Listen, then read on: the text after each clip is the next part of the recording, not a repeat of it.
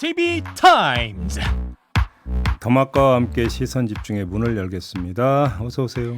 네, 안녕하세요. 더마카입니다. 오늘도 삐딱선 정신에 입각해서 주요 뉴스 챙겨 드릴 텐데요. 클레마티스 님이 3일 동안 쉬다가 출근하는 남편의 뒷모습에 코끝이 찡합니다. 아, 예. 그러시군요. 저희는 어제부터 이랬는데. 네. 그리고 오늘도 일상을 시작하는 촌철님들 생각하니 제 코끝도 찡하고 저도 찡하네요. 추워서 찡한 거 아니에요? 아, 네, 뭐 열심히 일할 생각하니까 찡하고요. 갈매기. 네, 날씨 많이 추워졌어요. 네. 네, 갈매기 날다님이 가을이 인사만 하고 스쳐 지나가는 날씨입니다. 이러다 겨울이 성큼성큼 올 것 같아요. 모두 감기 조심하세요. 첫눈 내렸다면서요? 네, 설악산? 네. 그러니까 갈수록 봄, 가을이 짧아지는 것 같아요. 그러니까요. 그렇죠? 네. 아직 단풍도 안 들었던데 사실 햇볕이 살짝 좀 쨍쨍하게 오늘은 좀 비쳤으면 좋겠습니다. 네. 봄, 가을 옷을 사야 되나라는 고민이 빠질 때가 상당히 많이 있죠. 제이비 요즘 사셨잖아요. 새 옷. 제가 새 옷을 샀다고요? 그걸 어떻게 알아요? 네. 자, 바로 이제 AS팀 가도록 할 텐데요. 네. 오늘은 먼저 제가 짧게 자진해서 AS 할 게 좀 하나 있습니다. 어제 제가 김종대 전 의원과 인터뷰하는 과정에서 윤석열 대통령이 기시다 후미오 일본 총리와 전화 통화를 할 때 주한미 대사가 배석했다라는 보도가 있었는데 어떻게 생각하느냐 평가를 물어본 적이 있었는데 이 보도가 잘못된 보도였다고 하네요. 이게 이제 그 윤석열 대통령이 인도 태평양 사령관 접견 때 주한미 대사가 배석을 했던 건데 이걸 오인한 일부 언론이 잘못 보도한 것을 가지고 제가 그걸 기초로 질문을 드렸는데 여기 좀 정정이 나갔던 건데 제가 좀 미처 못 살폈던 것 같아요. 좀 더 살피고 질문을 드렸어야 되는데 좀 허술하게 한 부분 우리 시청자 여러분께 좀 죄송하다는 말씀드리고 바로 잡도록 하겠습니다. 네, 이상 자진 AS였고요. 네. 어제 이 시간에 국민의힘 유승민 전 의원이 차기 당대표 적합도에서 내가 7주째 1등이다라고 한 여론조사를 공유한 것을 두고 네. 안철수 의원이 유승민 전 의원의 전대 출마는 어렵다라고 받아친 이야기를 짚지 않았습니까? 네. 나경원 전 의원이 어제 SNS에 이제 슬슬 당권 경쟁이 시작되나 보다. 유승민 전 의원이 공유한 여론조사에서 국민의힘 지지층 7주 연속 1등은 나라고 적었습니다. 네. 나경원 전 의원 말대로 당권 경쟁이 슬슬 시작이 되는 거 맞는 거죠? 슬슬이 아니라 빨리 시작이 되는 거 아닌가요? 포인트를 좀 짚어주세요. 이 점만 말씀드리겠습니다. 지지층, 국민의힘 지지층에서 누가 1등이냐보다 더 중요한 건 윤심에서 누가 1등이냐가 더 중요한 거 아닌가요? 아, 당대표를 뽑는 거니까요. 그러니까요. 그다음에 그 당대표 본경선 같은 경우는 7대3 구성 비율이잖아요. 당심 7, 민심 3. 그렇죠. 그렇죠. 그런데 당심을 좌우하는 부분에 있어서 중요한 이야기가 하나가 있더라고요. 비대위가 연말까지 당협 조직 정비에 들어간다. 이런 지금 뉴스가 있었어요. 일단 지금 비어있는 곳이 67곳인가 그렇게 된다면서요. 여기에다가 추가로 이제 더 정비가 될 수 있다고 하는데 그러면 새 당협위원장들이 누가 되느냐. 그리고 그 당협위원장들이 주도하는 그 지역의 당심이 어떻게 흘러가느냐. 다 연결이 되어 있는 거 아니겠습니까? 네. 그런데 당협위원장 정비 과정에서 윤심이 많이 작동할 거다라고 하는 지금 분석이 나오고 있습니다. 이렇게 되어버리면 그리고 또 설령 이런 움직임이 없다 하더라도 지금 국민의힘이 움직이고 있는 전반적인 흐름을 보면 역시 중요한 것은 윤심 아니냐. 이렇게 본다면 지지층에서 지금 당장 나오는 여론조사 결과 내가 1등이다보다 더 중요한 건 윤심이 어떻게 작동하느냐. 이게 아닐까 싶은 생각이 좀 듭니다. 네. 네.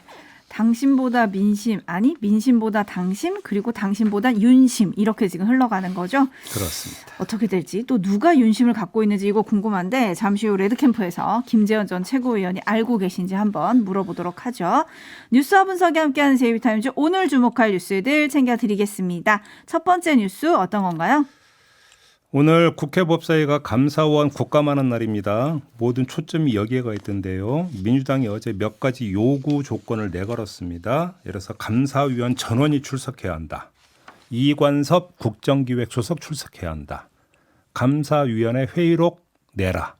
감사원장 근태 상황에 대해서 검증해야겠다. 뭐 이런 4가지 요구 사안인데 법사위 민주당 간사가 기동민 의원이거든요. 네. 기동민 의원이 어제 기자회견에서 이런 말을 했습니다. 잠시 들어주시죠. 윤석열 정부 출범 이후 진행 중인 감사가 대통령실의 하명, 청부에 따른 것은 아닌지 왕 수석이 직접 국민들 앞에 밝혀야 합니다. 여당이 이를 거부한다면 우리는 감사 거부 등 모든 방안을 열어놓고 검토할 수밖에 없음을 분명하게 밝힙니다. 자, 그러자 국민의힘 의원들도 맞불을 놓는 기자회견을 열었는데요. 마저 들어주시죠. 하명감사, 청부감사 운운하며 침소봉대하면서 정치적 중립성이 심각하게 훼손될 우려가 되는 상황임에도 요구사항을 받으라는 민주당의 내로남불식 주장에 개탄을 금할 수 없습니다. 네, 이 목소리의 주인공은 정잠석 의원인데요. 자, 그러면서 감사위원 전원 출석은 감사원의 독립성과 정치적 중립성을 침해하는 행위고 감사위원 회의 과정에서 자유로운 의사개진이 위축되는 것은 물론 감사원 감사 결과 신뢰도가 심각하게 훼손될 우려가 있다. 이런 주장을 했고요. 이관섭 수석의 출석은 뭐 운영위원회 출석하면 되는 거 아니냐. 소관 상임위가 거기니까 이런 식으로 주장을 했었습니다. 네, 이러면 오늘 국감이 제대로 될지 그게 좀 궁금해지는데요. 뭐 근데 기세 싸움의 측면이 있는데 주목해야 되는 것은 기동민 의원의 그 표현인데요. 감사 거부 등 모든 방안을 열어놓고 검토한다 이렇게 이야기를 하지 않았습니까? 조금 전에 들은 대로 우리 감사 거부한다로 단정적 표현을 한 건 아니죠. 그렇기 때문에 어제 있었던 것은 기세 싸움이다. 일단 이렇게 분석을 하는 게 맞고요. 게다가 민주당 입장에서 볼 때 오늘 이 판을 굳이 걷어찰 이유가 없는 거 아니냐.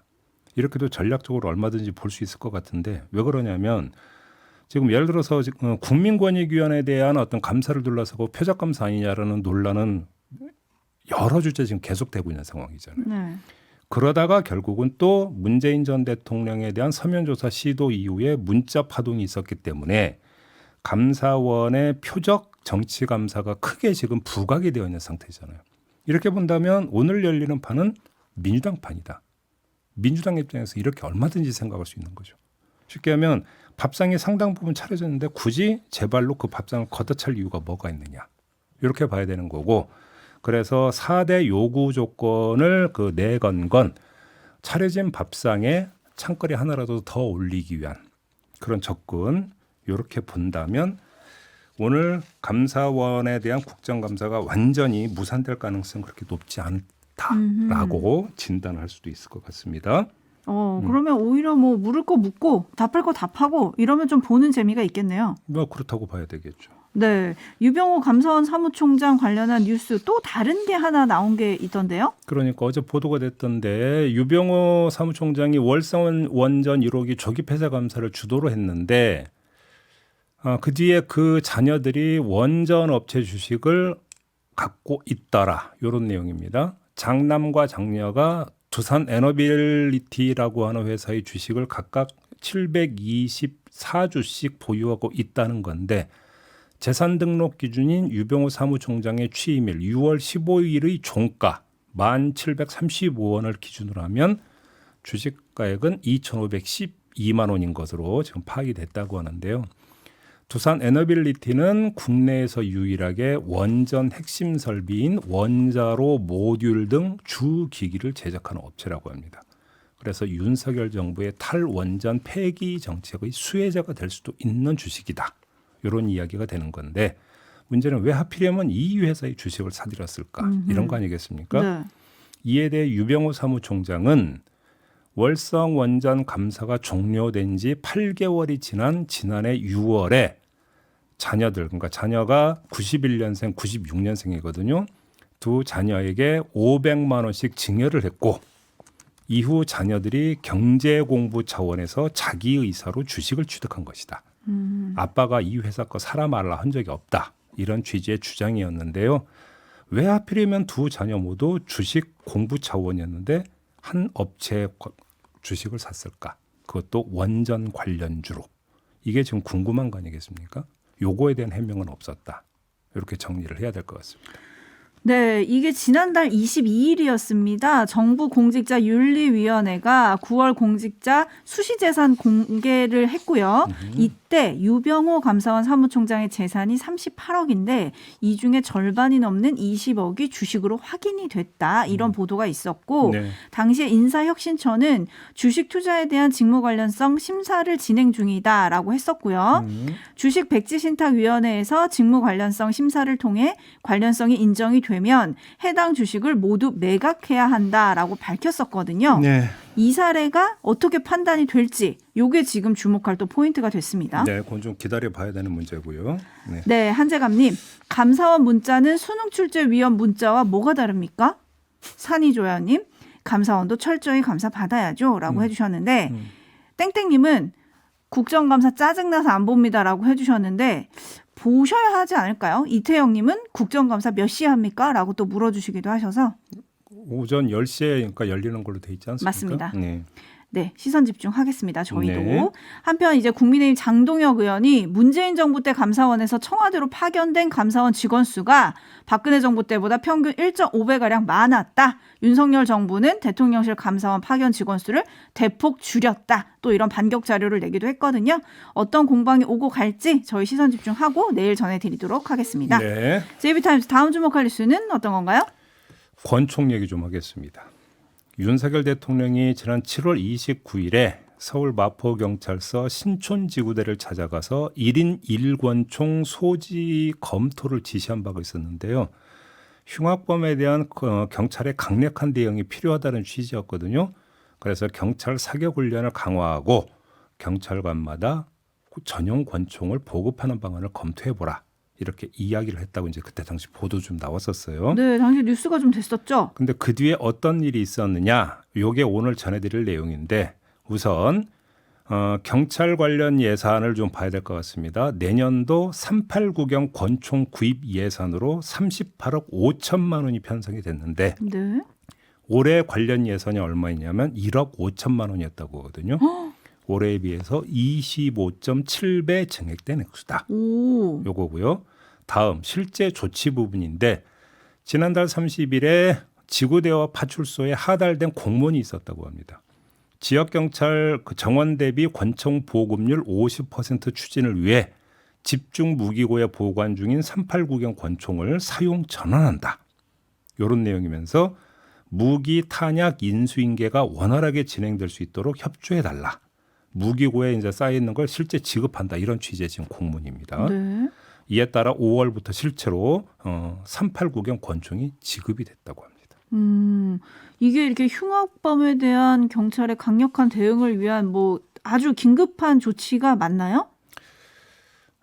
일선 경찰들은 그게 아니다. 이렇게 지적을 하고 있다는 보도가 있었는데요. 한 경찰관이 지난 5일 경찰 내부망인 폴렛에 올린 글을 보면 순찰자가 파출소를 나가는 것을 본 누군가가 사람 없는 파출소에 침입해서 무기고에 보관 중인 권총을 훔쳐갈 수 있다. 이렇게 우려를 표했다고 하고요. 다른 경찰관은 8일 폴렛에 올린 글에서 한국은 총을 쏘는 것이 아니라 던지는 것이라고 할 정도로 권총 사용에 엄격한 잣대를 요구한다. 차라리 현장 경찰관들에게 인명살상용인 389경 권총보다 테이저건을 비롯한 비살상용 권총을 도입하는 게 더 효과적이다. 이렇게 지적을 했다고 하는데 네. 이 글에 60여 개의 동조 댓글이 달렸다고 합니다. 저희가 며칠 전에 현재 경찰 인터뷰를 통해서 검경 수사권 조정으로 수사 업무는 엄청 늘었는데 예산은 제자리다. 이런 그 지적을 전해드린 바가 있지 않습니까? 그러면 일선 경찰관들도 반발하는 권총 지급 같은 애먼 사업에 돈 쓰지 말고 차라리 이런 실효성 있는 예산을 늘려야 되는 것 아닌가라는 생각을 한번 해봤거든요. 예산은 현장의 필요에 맞춰서 편성되고 집행되는 거지 윗사람 눈치 살펴가면서 편성하는 건 아니지 않는가. 이런 말씀까지 함께 드리도록 하겠습니다. 네, 닮은 살갈님이 법은 안 바꾸면서 총은 주면 뭐 합니까? 라고 해주셨는데 지난 7일이었습니다. 국회 행안위원회 경찰청 국정감사장에서 관련 내용이 좀 언급이 됐었거든요. 이형석 민주당 의원이 질의를 했고 윤희근 경찰청장이 답을 했는데 한번 들어보시죠. 신촌유구대를 방문해서 간담회를 했어요. 여기에서 1경찰 1총기 소지 검토하라 이런 지시 있었죠. 제가 네. 추후 확인했지만 명확하게 그렇게 업무 지시를 하시지는 않았습니다. 3년 동안 총기를 사용한 건수가 몇 건이나 됩니까? 총기를 사용해서 범인을 제압했던 건수. 1년에 10건 안쪽이니까요. 그래, 권총 구입 예산 무려 26배가 늘어납니다. 38억 5천 편성을 했어요. 권총 예산과 관련해서는 저희는 기존 1억 얼마보다는 사실 좀 많은 금액을 요구를 했었습니다. 23년도에 26배 가까운 예산을 증액한다. 이거 누가 봐도 납득할 수가 없잖아요. 대통령의 지시가 아니라면 그 필요성을 언급을 하셨던 것으로 청장님. 알고 있고요. 네. 어떻게 들으셨어요? 저는 이 뉴스가 나올 때마다 떠오르는 장면이 하나가 있습니다. 한 빌라에서 난동하는 주민을 제압을 한 게 아니라 권총 차고 있었죠. 네. 도망갔던 경찰 기억나십니까? 맞아. 그러면서 그럼 도대체 권총은 뭐 폼으로 차고 있는 거냐라는 얘기도 많이 있었지 않습니까? 이때 상당한 논란이 된 바가 있지 않습니까? 그렇죠. 근데 이때 그러니까 예를 들어서 뭐그 사격 훈련조차 한번 제대로 이루어지지도 않는다부터 수만 가지 이야기가 나온 바가 있었거든요. 그때 이야기를 다시 되돌아볼 필요도 있다. 이 말씀도 함께 드리겠습니다. 네, 써니님. 서민 복지 예산은 다 깎고 대통령 말 한마디에 총 구입 예산은 허겁지겁 늘린 거 아닌가요? 라는 물음표 보내주셨고요. 5696님은 아무리 대통령의 명령이어도 그렇지 어떻게 경찰 수뇌부가 아무런 의견 수렴 없이 그냥 추진할 수가 있습니까? 현장을 몰라도 너무 모르는 거 아닙니까? 라는 의견 보내주셨는데 경찰청 관계자는 내년도 권총 구입 예산이 대폭 확대된 것을 두고 권총만이 아니고 개인 장비 확대 보급 차원에서 전반적인 장비 구입 예산이 늘었다. 이렇게 해명을 하기는 했습니다. 납득이 될지는 촌철님들의 판단에 맡기도록 하겠습니다. 네. 뉴스와 분석이 함께하는 JB타임즈 다음 주목할 뉴스 어떤 건가요? 북한이 지난달 25일 미사일을 쏘아 올렸어요. 하도 여러 번 쏘아 올렸기 때문에 뭐 어떤 날 뭐가 쏘아 올리는지 약간 기억들이 가물가물 되시는 분들이 많을 것 같은데 헷갈리긴 하네요. 우리 군은 내륙인 평안북도 태천에서 이동식 발사대를 이용해 발사한 것으로 보인다. 이렇게 분석 결과를 내놓은 바가 있었습니다. 그런데 북한이 어제 저수지 수중에서 미사일이 솟구쳐 오르는 사진을 공개를 했어요. 이게 그날 쏘아 올린 미사일이라고 하는 건데 이를 두고 전문가들은 이거 미니 SLBM 그러니까 잠수함 발사 탄도 미사일 이거 아니냐 이렇게 지금 분석 결과를 내놓고 있다고 합니다. 아니, 그러면은 이미 SLBM을 쐈다는 겁니까? 수중에서 쏜 건 맞죠. 근데 문제는 수중에 있는 잠수함에서 쏜 건 아닌 것 같습니다. 잠수함이 저수지에서 나타났다는 얘기 혹시 들어보신 적 있습니까?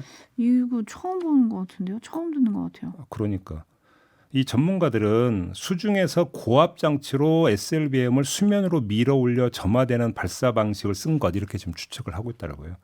그러니까 잠수함이 저수주까지 몸소 납치셔가지고 수중에서 미사일을 쏘아 올린 건 아니다.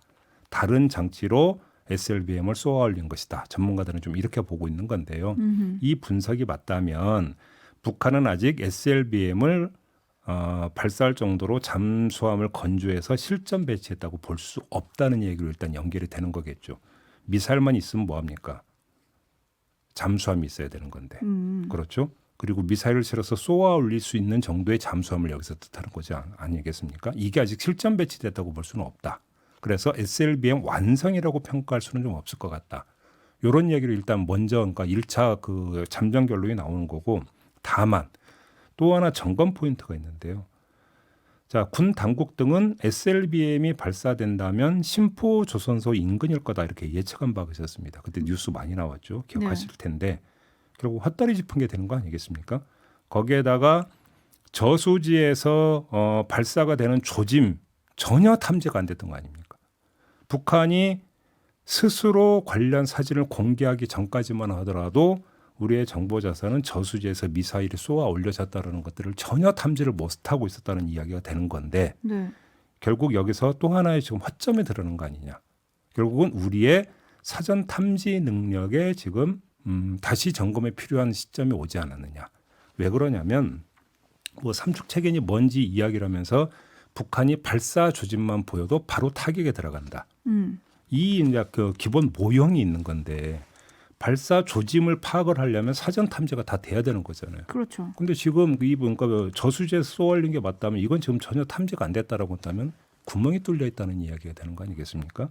이게 지금 점검이 필요하다. 요 과제가 새로 생겼다. 이런 이야기가 되는 거겠죠. 네, 머큐리님 그런 발사지를 몰랐다는 겁니까? 라고 물어주셨고 역풍이다님은 북한은 늘 우리의 예상과 다르게 움직이는데 앞으로가 더 걱정입니다. 라고 좀 꼬집어 주셨는데 네. 오늘 아침 조간이 그런 얘기를 많이 썼더라고요. 북한은 언제 어디서든 모르게 쏜다. 이걸 지금 보여주고 있는 거다. 아니 그러니까 제가 하는 거예요. 이건 뭐 저는 뭐 문외한입니다만 단순하게 그런 미사일을 그 저수지 밑에 또 지하 기지가 있어서 거기서 미사일을 생산해 가지고 거기서 뭔가 한 다음에 거기서 바로 쏘아 올립니까? 그게 아니라고 한다면 예를 들어서 뭐 재료가 되든 뭐 완성품이 되든 뭐 이동이라든 이런 게 있었을 거 아닙니까? 그렇죠. 왜 탐지가 안 됐나요? 저는 지금 그걸 묻고 있는 거예요. 그렇죠. 우리 네. 정부가 보름 만에 판단 착오가 드러난 셈인데 요거를 좀 어떤 대응을 좀 내놓는지 그것도 좀 지켜봐야 할 것 같습니다. 네, 이렇게 마무리하겠습니다. 더마카 수고하셨습니다. 고맙습니다.